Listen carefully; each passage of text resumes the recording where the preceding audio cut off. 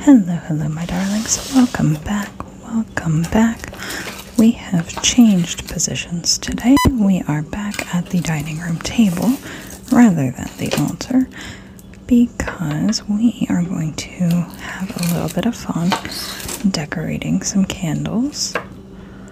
I ordered a box of tapers off of everyone's favorite store to hate, Amazon, for the holidays, and I wanted to have some fun and kind of zhuzh them up a little bit.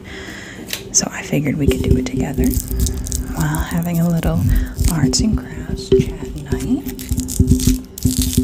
and incorporating just a little bit of symbolism into it, because who doesn't love some spooky, spectacular fun? These things, I actually got a really good deal. I got 14 of them for like $10 or something like that. I don't know what kind of crazy knockoff special that is, but it was phenomenal, let me tell you. But these are wax. You can tell just from the texture right off the bat. So these will be paintable, carvable. If I choose to burn them, I can, but since I'm going to paint them, I might not, just for the sake of, air quality, that kind of thing. I don't think this paint is, it's indoor, outdoor, but I really doubt it's non-toxic to the point where lighting things on fire around it would be okay. To be fair though, I wouldn't be burning the actual paint. The wax would drip off long before the flame actually touched it, but still, just to be safe, I'm going to say these are going to be purely decorative. I'm never going to actually burn them. But I got some lovely silver paint here.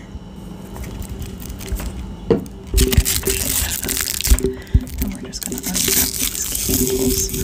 Now I'm using black taper candles. They are called taper candles specifically for this kind of size and dimension.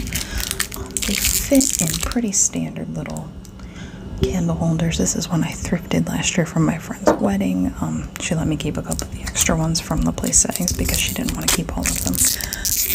So these are just kind of going to fit that normal size, and then they're 10 inches long. Yeah, I'm sure it looks bigger than that to me, but I'm a terrible judge of size, so what do I know?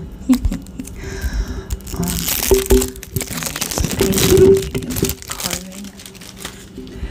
Now, the reason I specifically chose black candles to work with is A, because Halloween is fun, B, because it goes with my decor, but C, also because when you use them, black candles in spellwork are traditionally associated with either protection or banishment.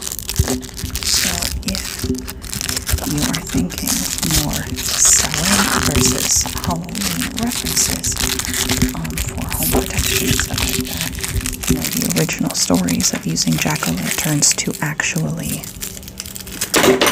oh shoot, there goes everything, as protection from evil spirits that would do your house harm, those really ancient ties, black candles actually tie in more closely with that symbolism than any other color. So I thought it would be fitting, but also mostly the aesthetic. You guys know how I roll. And you can use any color paint, any color candle you want if you're looking to decorate your place. You can carve or paint sigils into the candles.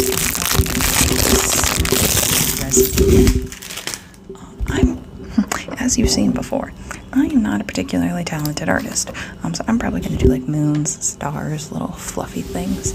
I saw one video where a girl had a fan brush, so it's kind of like this one, but it was wider at the end into more of a full fan. I wish I had one, but my paint brushes are cheap and gnarly because I am not an artist, and everything that I own for art is very cheap. But she used it and created just kind of like a very nice little soft feathery pattern going down. So I might try to do something like that with that brush for, texture, visual appeal. But yeah, it'll be a good time. We're going to have fun with it. So I've got a couple candles unwrapped. Oh, shoot. I think the cat got my stick. Yep. Girl, that is for doing witchcraft or decorating, or, technically it's for scratch art, but I have that. And unfortunately, because we're at the dining table today, I do have to put you down now so I can have both hands. So the audio might get a little quiet, and I apologize in advance, but we're having a good time. So here we go.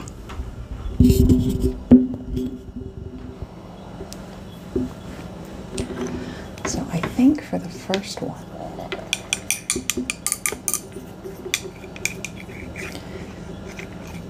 do we want to paint or do we want to carve? I think we'll start with painting to get the hands warmed up. Get the creativity flowing. Paint is a little bit easier to smudge and clean up if you start doing things a little bit wrong. So we'll start with paint.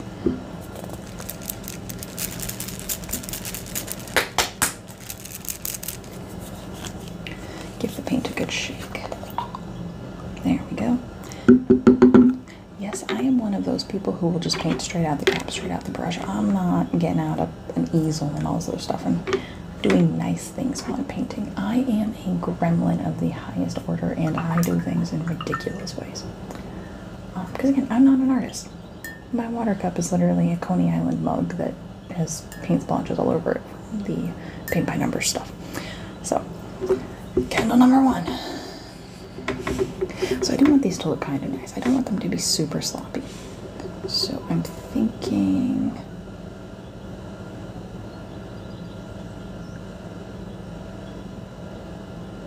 Here we go, pop the bubble.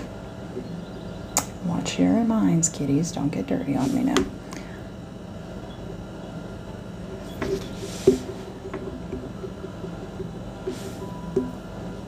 What if we use the end to make a dot, and then go through the brush, just kind of pull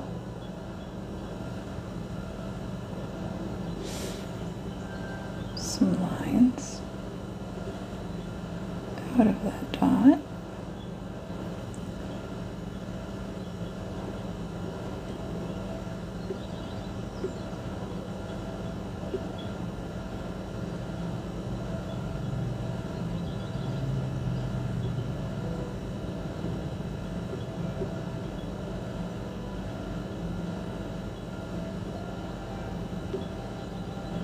This is wildly asymmetrical already, and I love it, because nothing I do ever looks neat. But we'll just do that. Go through this side one more time, because that side is so much smaller than all the others.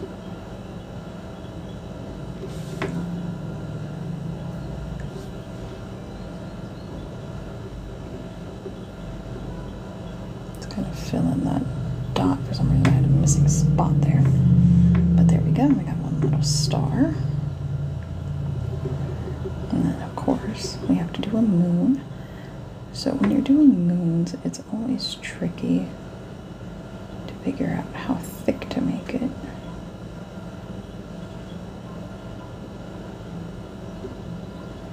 how to get your points to connect the way you want them to. Oh shoot, well that's not half bad. I usually struggle way harder than that. Looks a little bit more like a C right now than a moon because the points are a little wiggly, but that's okay by me. And they're not supposed to look perfect. And this brush is a little mangled if you can't tell. Maybe not the best choice for this project, but again, that is okay because we're not going for perfection here. We are going for funsies. We'll do another little star up here.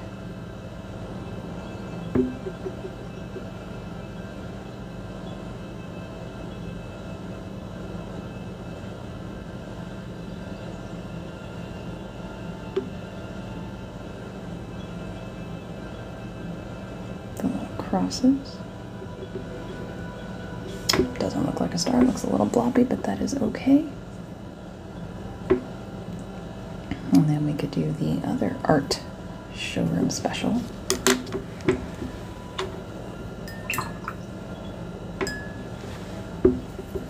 Different brush. The bristles on that one are actually quite a bit nicer.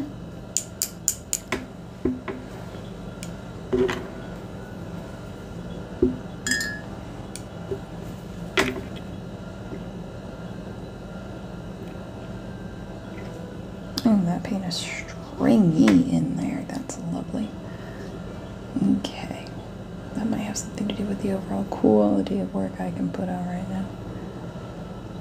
But we're just going to do the good old art class special 5-point pentagram style pull. And then because that is beautifully lopsided, we're just going to go ahead and fill that in.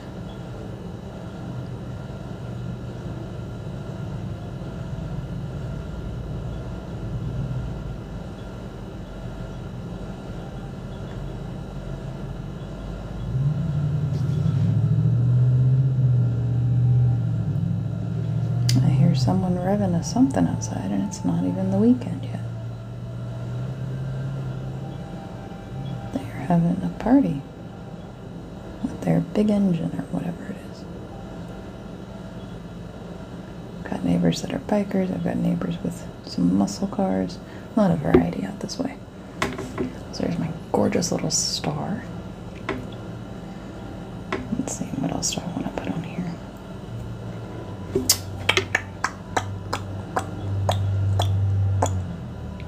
I am not super creative. Let's be very, very real.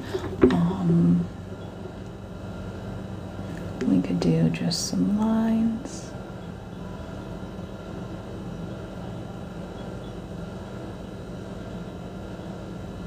Like those lines you get off of a shimmer or a bling effect.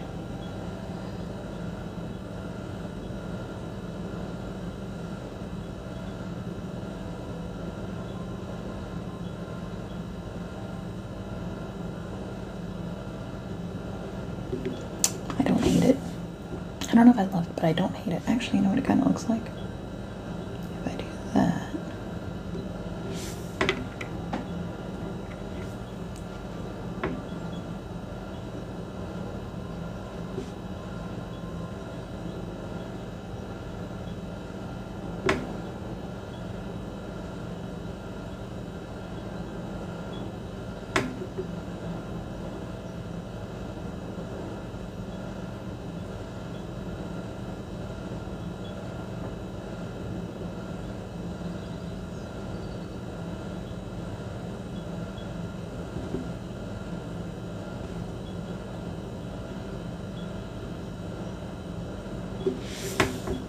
Now it kind of looks like a something at least.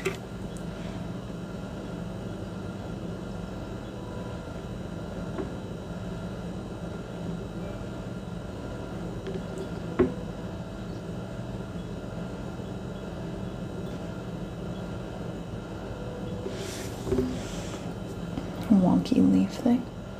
I'm not mad about it. It's kind of cute. And it looks like this paint is drying down fairly quickly. So I like that. Not gonna have to worry about a whole bunch of issues in the future with it. And then I think I'm also just gonna add some cute little polka dots for a bit of a spattery effect. I'm gonna move my fingers around while I'm doing this so I don't end up with any awkward gaps. And yes, we're going to put them right in range of the other designs too, so that it doesn't look like we're avoiding them.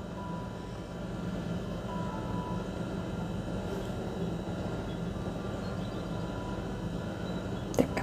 That one was a little more dash than I would have liked. I really wanted a dot. Couple polka dots. If I was a better artist, I'd probably have some more ideas for how I wanted to do these, but I'm not, so I don't. I do want to just fill it in just a wee bit right there. There we go. Beautiful. Then I'm just going to stick that right there and let it dry, and we'll call that one a happy camper for now. I really do wish that I had brought my book over here so that I could actually do some sigil carving in here. because that would give me some more ideas for shapes and stuff like that. There's a big old hole right here, so that's adorable. I wonder if carving it will also make it easier for me to paint, because again, I'm not super oh, you know what I'm gonna carve my zodiac symbol, Scorpio, into the base down here.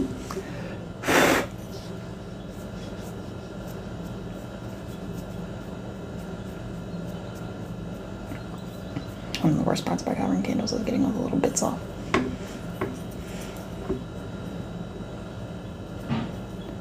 Try to make that nice and clean. Doesn't have to be super deep, just has to be a nice clean engraving.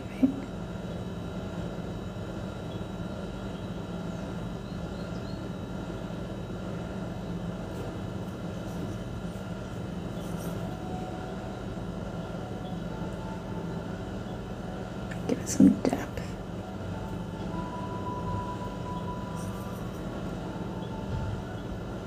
There we go. Because I know if I tried to freehand that, it would not end well. And let's see, that's my sun sign. So I'm gonna carve a cute little sun over here by it.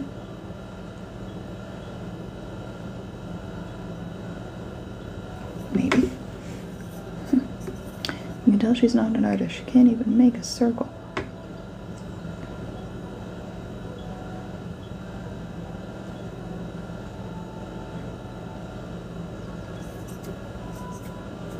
Circly enough for my taste. And then we'll do some of those little artistic swoops that people do for rays of the sun. Also kind of ends up looking like a sunflower, but that's where I got the name, so that's fine by me.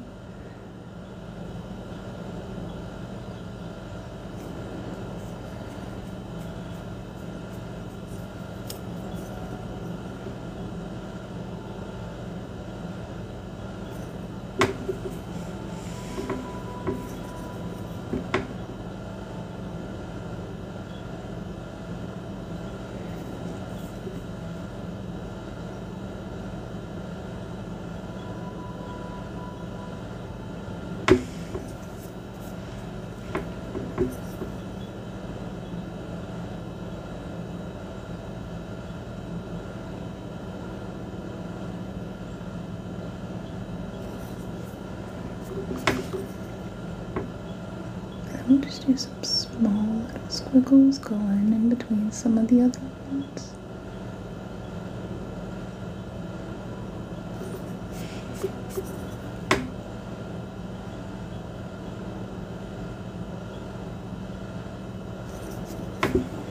There we go.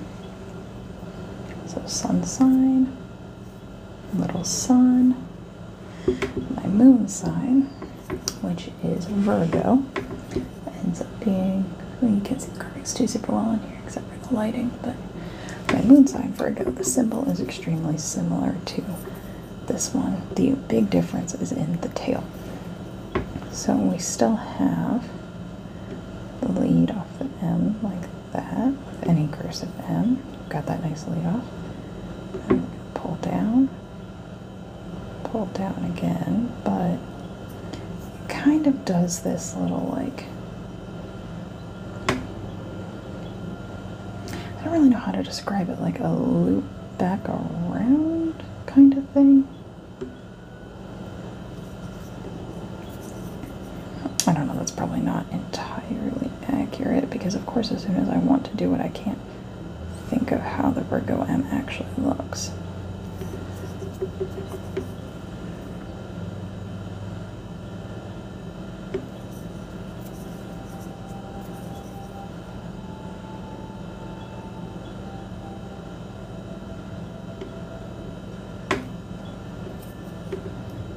So something kind of like that.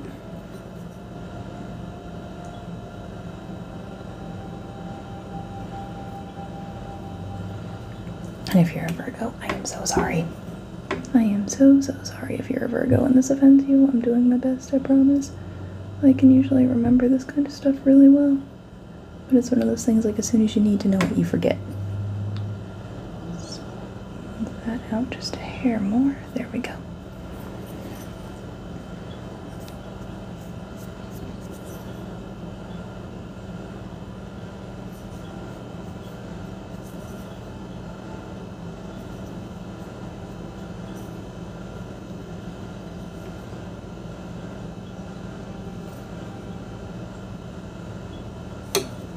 Just trying to make sure that the wax is really free from the edges of the design, because if there's wax packed up in there, it's not going to take the paint as well, and it's not going to be as cute. Okay, there. So we got that, and that's my moon sign, so we're going to do a nice little crescent moon over here. Although, to be fair, I don't know what moon phase it was when I was born. I should probably look that up sometime.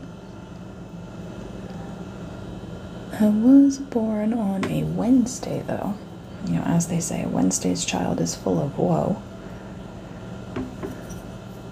Like, did they just broadcast to the universe, hey, this one's gonna have depression? Is that how we do this? Is that how we're playing? That's not very nice.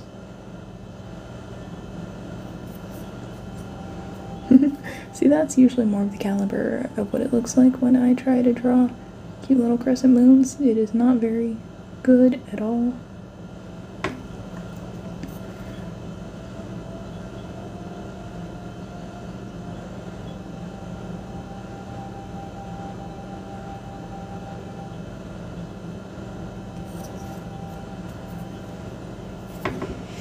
The nice thing about doing this on candles or different pieces of art like this is you can flip them around, flip them upside down, flip them to all kinds of different angles while you're doing the carving. So you're not only looking at it from one angle. Because a lot of times what helps me fix stuff like this is being able to change my perspective. It's like if you ever tried to draw a pair of eyes and you always draw the one side funky, turn the paper upside down. Because there's a lot of curves and stuff that your body only wants to draw in one direction, no matter how hard you try to teach it how to do other things. It takes a lot of practice. But one of the things that they'll tell you when you're practicing is change your perspective.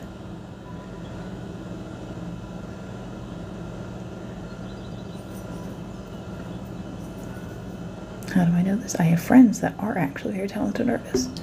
And I have a lot of tattoos, so I watch my tattoo artists when they are like drawing stuff up and getting ready for the appointment and all this. And they flip-flop things around and they do all kinds of stuff. And they change their perspective. Well, this just looks silly now, so I'm just gonna make it a circle.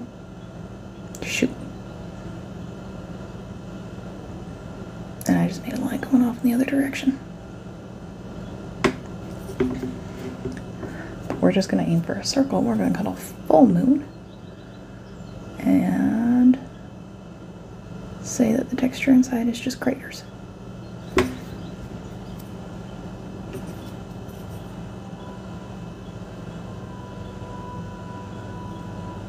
Knock out some of that extra.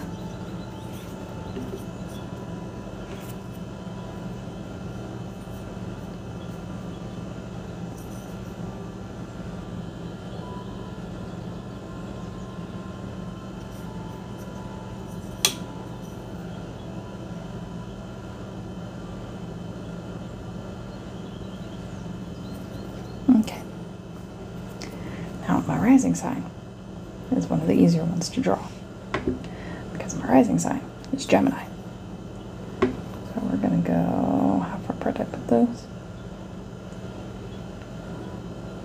And kind of like that kind of angle. Okay, we're gonna go right about here, and we're just gonna make a whoop, almost kind of like a frowny face, but not really. And we're gonna pull two beautiful curvy lines.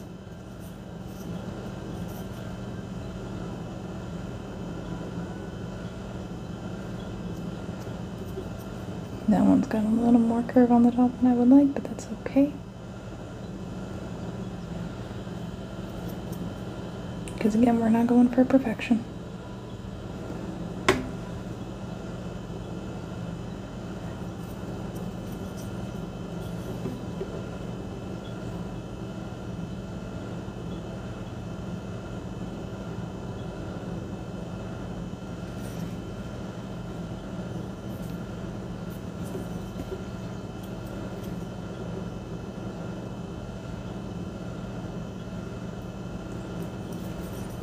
line to seal the deal.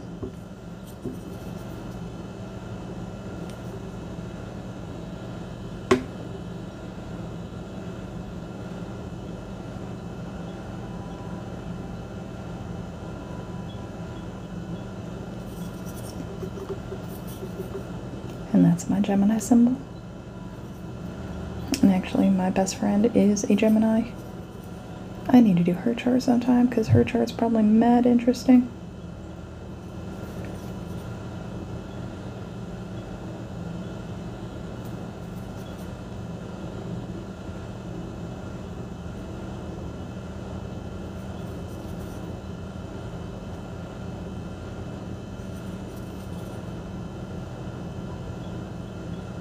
I feel like she's definitely got a water placement in her chart somewhere. She is so empathetic. She's a CNA.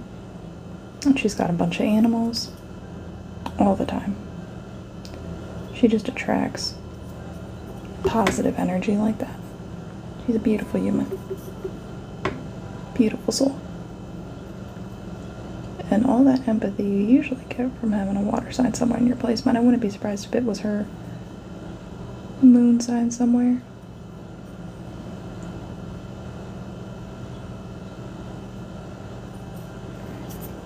And there is a symbol that goes like the sun and the moon for ascendant sign. There is one. I know there is one. Of course, I can't think of it right now because my brain's full of fluff. So we're gonna unfortunately be absolutely silly. And we're just gonna put an A.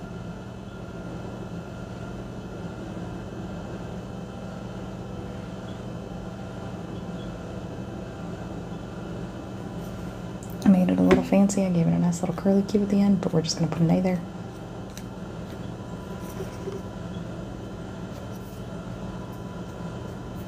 And we're going to call this one my me candle.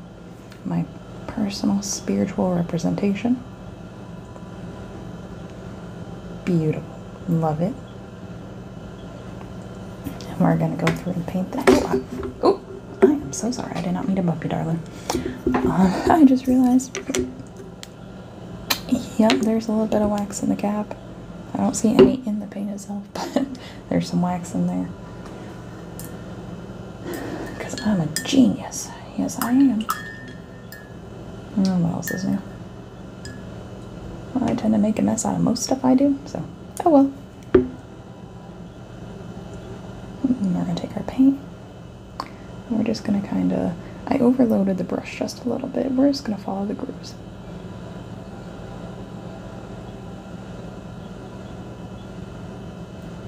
We're just going to let the paint flood into the grooves.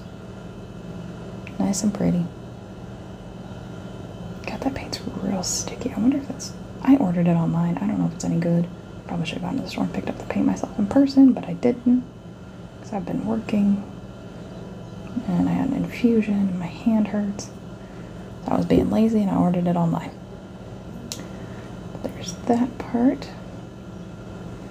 I'll come up here. I missed a little bit in the A. I missed a big chunk of wax. We're going to take that out. Let's make a little more depth and shape on the letter on that side. Because again, if we leave too much wax in there, the paint's not going to want to go in. It's not going to stick.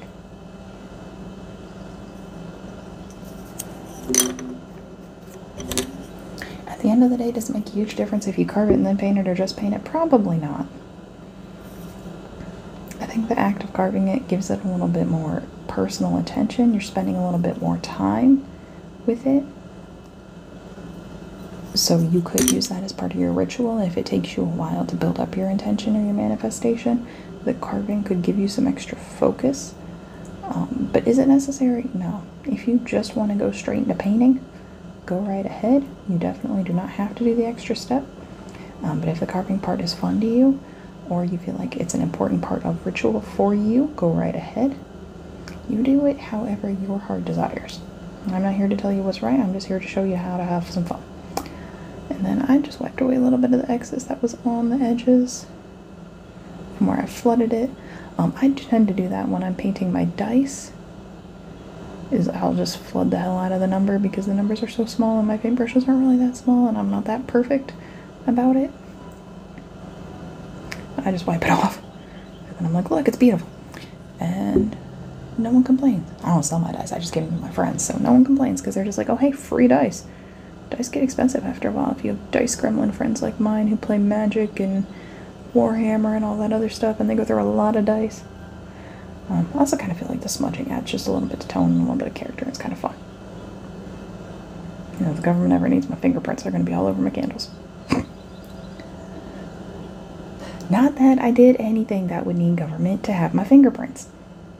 I'm just saying. That was a joke. Please don't come after me. I am also a writer in my free time, so all those weird Pinterest saves and Google searches are just for writing purposes, I swear. I'm probably on a list somewhere. Let's be very, very honest. Fill in the moon right there.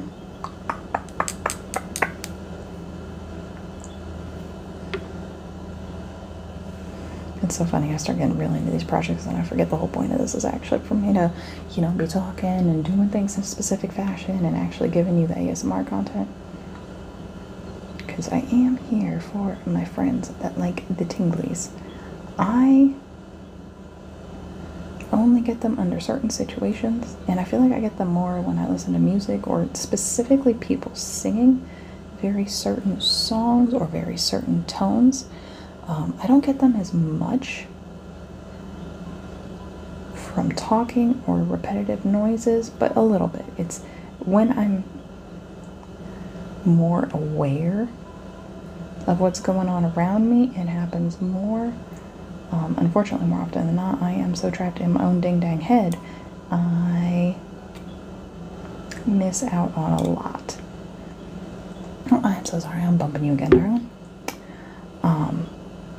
However,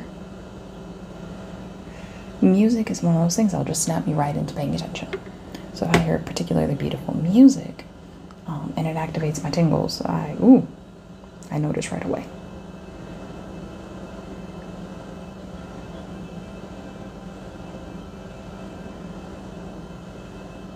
And especially on the sun here with all those real tiny grooves, I'm just going to paint straight over all those and try to flood them with a big quantity of it because the lines are so small that my paintbrush can't get into all those little lines.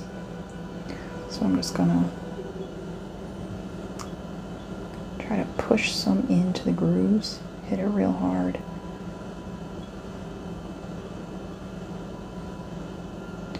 And then I'm not going to do anything about the edge of this because I do want it to kind of look like a full moon with all the craters and the rising and everything. Give this a little swipe.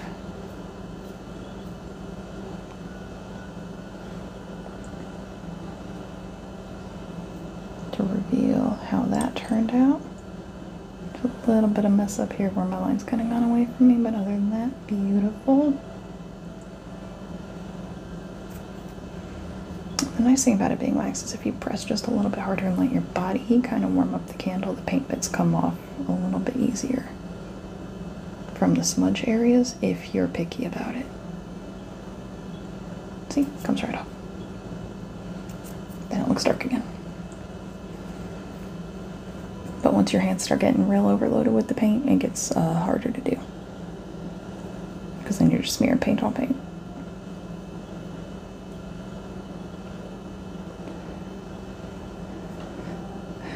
And yes, in case anyone has noticed, my accent is coming out a little bit more tonight. I don't know why. It just does that periodically. I was born down south. We moved up north when I was really, really young.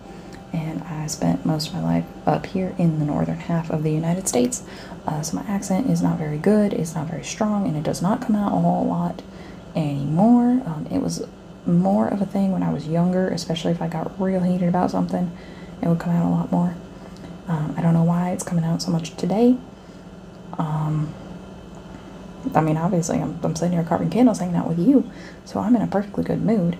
I have no reason for it to be coming out other than I spent a lot of time the past few days, more than usual, on phone calls and stuff with work, because we've had a lot more phone calls coming in than usual with work. It's busy season has already started kicking off, so I think just talking that extra got me a little tired. So when I'm tired, sometimes it still comes out like this.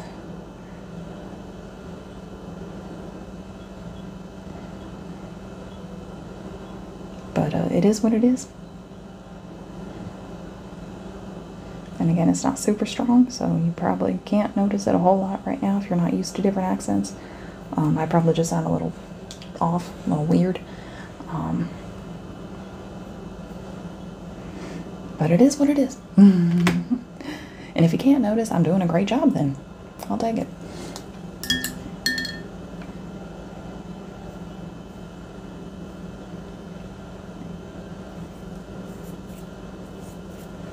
But there we have it. Got that one all filled in nicely.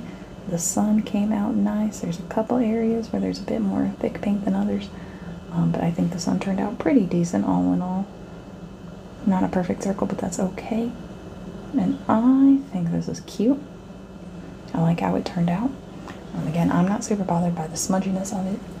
If you are, you can definitely clean it up a bit more. I do want to go through and add a couple more little details. A couple polka dots, a couple stars here and there, just to give it some life, some depth, some interest. Because we don't do things plain around here.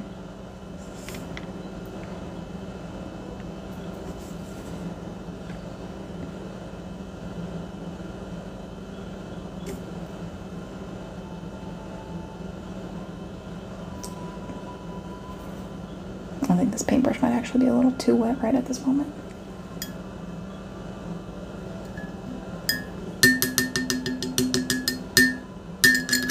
My apologies. Let's try that again. Now that I've smacked some more water off this brush. Give it a good swirl.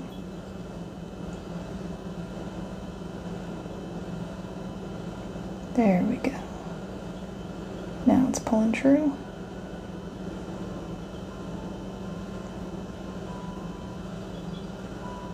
Oh, shoot. It was looking like a really nice star and then I biffed it. Let's try that again.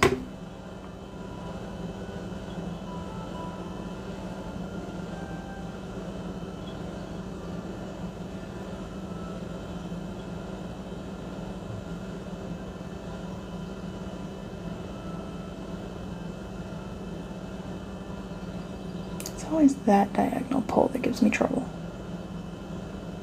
Could be me, could be the brush, who knows. Not gonna be that picky about it.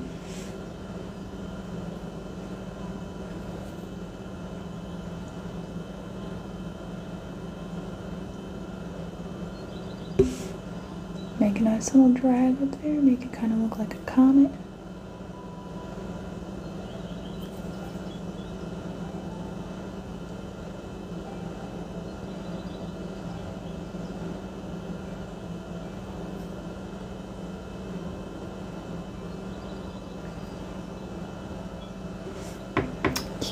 Pretty, we like it.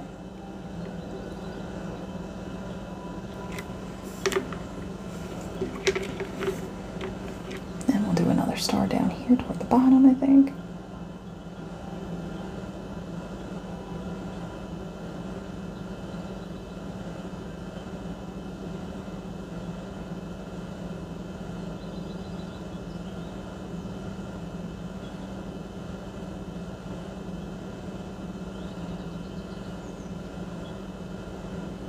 You know a song I've had stuck in my head for like a couple days now? Florida by Taylor Swift.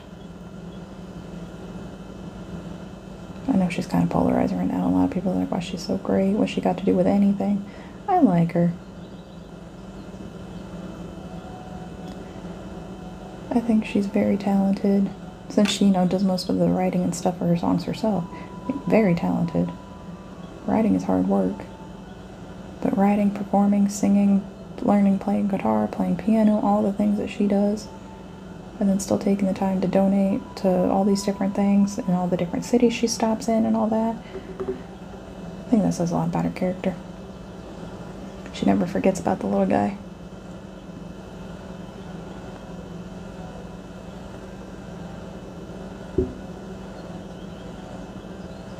I don't know, maybe just because I'm a cat lady and she's a cat lady. I think we'd be friends. There we go. Added a couple stars and some extra embellishment onto this one. And I think we'll call this one done. So that is our carved and painted candle, number 2. And then this one's going to be our real simple one. This is going to be our little fan brush imitation attempt, since I don't have a fan brush per se. Think if I have anything. No, I've got a couple of those foam brushes and some real wide-handled brushes, but this is the closest thing I've got to a foam brush. I'm just going to take a good amount of paint.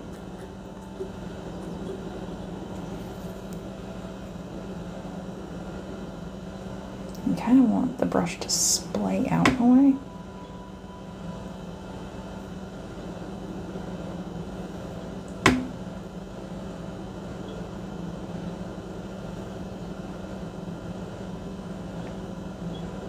Okay, kind of pretty. We're kind of getting some technique going here.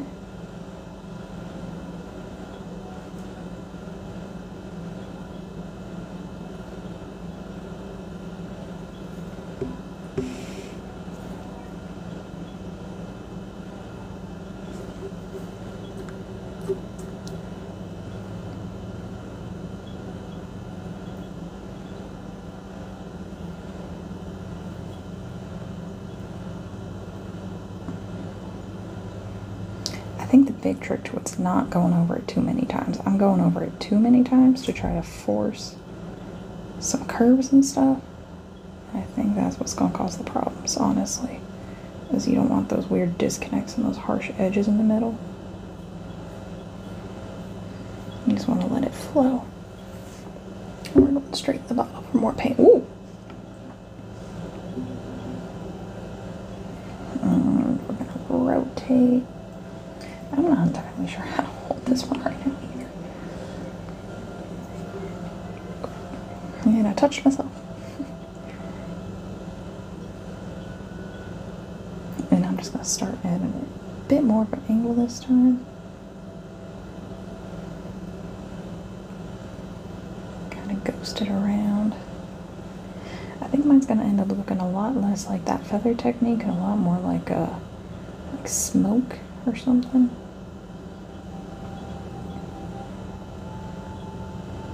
We're just kind of feathering out the thick part up here so it's not quite so clumpy.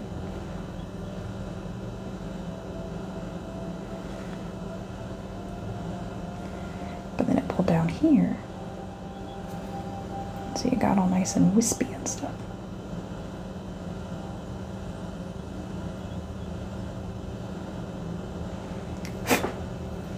Sorry, I just took the trash out. I think a bug followed me back inside.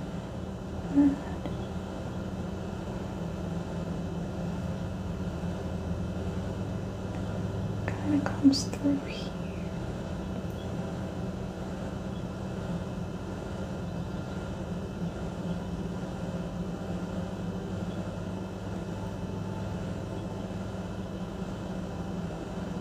And we're just going to kind of let that be there.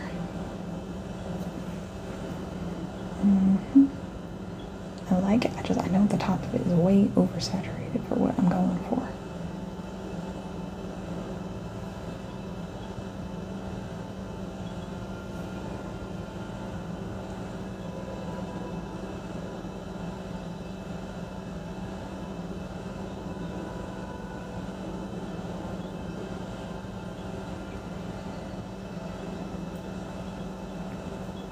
And that's actually kind of lovely. It's very simple, but I'm enjoying the way it just kind of swirls around it and gives it that effect. Like, it looks very magical. And that was the easiest one. And that's one of those where as long as you don't get in your own head about it and start getting all persnickety and trying to make it look too perfect, which is exactly what I tend to do, you will be very happy with the results. And I stuck my finger in it, so I'm just trying to smooth out the edge a little bit because I made a whoops.